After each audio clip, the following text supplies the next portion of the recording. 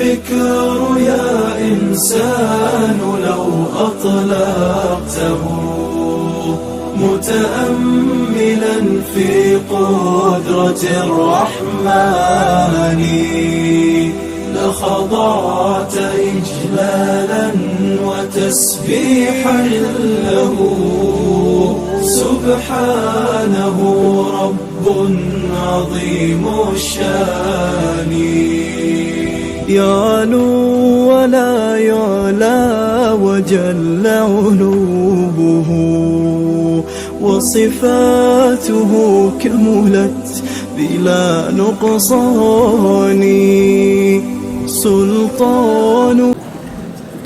الحمد لله والثناء والصلاة والسلام على رسول الله صلى الله عليه وسلم. hadduu ilaahay idmo maanta insha allahu meeshaan waxaan nooga bilaaban doonaa barnaamijkeenii taxanaha ahaa ee tartan aqooneedkii lagu tartamayey. lugtii hore waxaa meeshaan ku tartamay fasalka form 3 iyo fasalka form 1. insha allahu tacaala maanta meeshaan waxaa ku ballansan ee ku wada tartami doono labada fasal oo kala ah fasalka 8aad A iyo 8aad B. Deetanaad ay qabsadeen waxaa ku xusan maadada technology. Kalaaska 8aad B dhagaa fura maadada waa technology.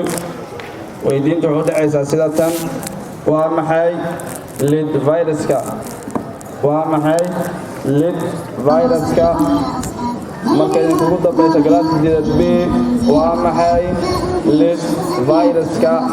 waxaan filayaa inaad garateen kana jawaabi doontaan insha allah.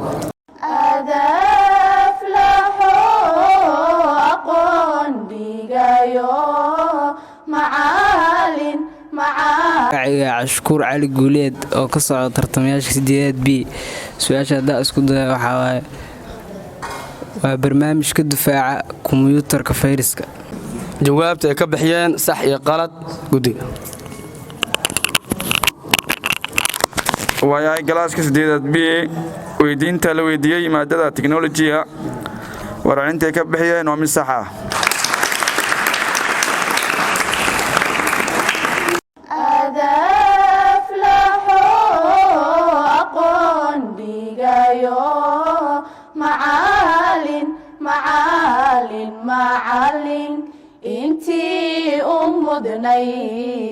tartamayaasha 8aad ee su-aasha jawaabteeda isku day fogaanta 2 mitir hawsha xoogana 50 fogaan lagu dhiftay xoog hawsha 100 jool waaye jool.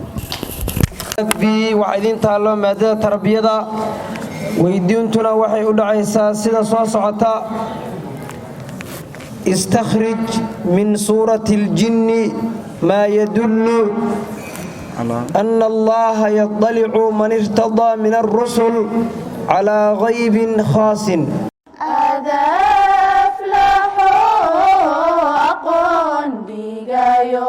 magacaygu yaa askariin siciid salaad kana socda tartamayaasha fasalka 8aad B. su-aasha jawaabteeda haddaa isku daya waa aayadda qur-aanka ah: ilaa man irtadaa min rasuulin.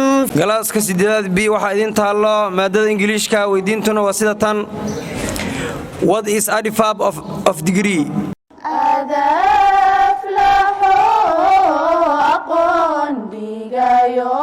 maxamed xasan axmed kana socda tartamayaasha fasalka 8aad B. su-aashaas jawaabteeda haddaa isku dayo waa tell us how large, serious, important something is. waayahay galaaska 8aad ee lambarkay qabsadeen waxaa ku xusan maadada afka Soomaaliga. waxayna u dhacaysaa weydiintu sida tan: yaa tiriyey gabaygii waa duni? mar kale aan ku celiyo: yaa tiriyey gabaygii waa duni?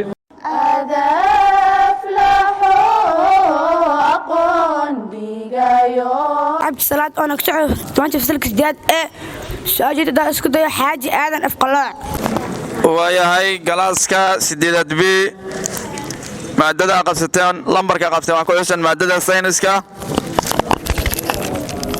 waxayna u dhacaydaa weydiintu sida tan: arday ayaa waxa uu riixay sanduuq waxa uu ku riixay xoog dhan 10 newton waxa uu dhaqaaqay sanduuqa fogaan dhan 2 mitir raadi hawsha la qabtay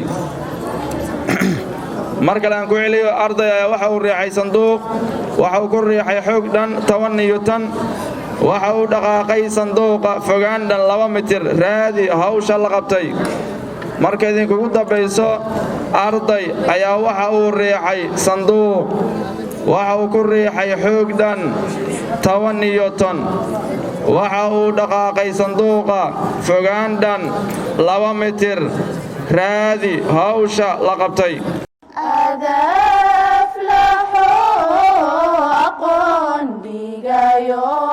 sikiriisi salaad kana socdo tartamayaasha fasalka 8aad B su'aasha jawaabteeda hadaa isku dayo waa hawl waxa lagu helaa xoog lagu dhuftay fogaan xooga waa 10 newton fogaantana waa 2 mitir waxay noqonay hawsha la qabtay 20 joule lambar 1 8 waxa ku xusan tarbiyo هات دليلا يدل على وجوب الاقتداء بالنبي صلى الله عليه وسلم هات دليلا يدل على وجوب الاقتداء بالنبي صلى الله عليه وسلم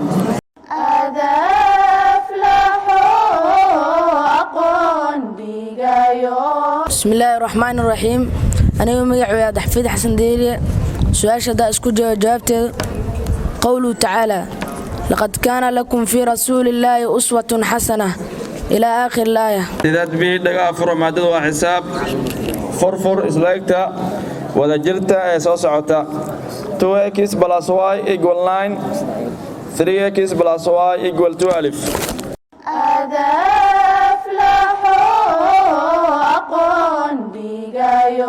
أنا عبد الله أحمد أو كسعد سديد بيس سؤال جوابتي هذا نسكت وحنا قلنا إكس قيمة ذو 3 واي قيمة ذو 3 اوكي إيه وحي قبسنا مادة تكنولوجي وحي نودعي سويدين تسيدة وما حي فيروس كمبيوتركا وما حي فيروس كمبيوتركو ماركلة وما حي فيروس كمبيوتركو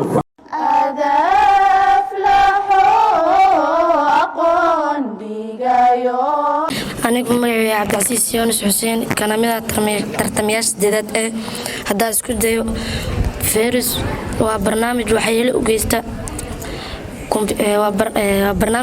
u geysta habsamo socod kombiyuutarka raxiim ilaahay ayaa mahad iska leh saako taariikhdu tahay 15 bishii 2022 maalin talaado ah halkan waxa ku tartamaya laba fasal oo kala ah 8aad A iyo 8aad B labada fasal mid kasta oo kamid ah waxa la weydiiyay 7 su'aalood oo ka kala imaatay 7 maado hadaan ku hormaro galaaska 8aad A waxa la weydiiyay maadooyinka sayniska ingiliishka af Soomaaliga xisaabta tarbiyada tiknoolajiga iyo carabi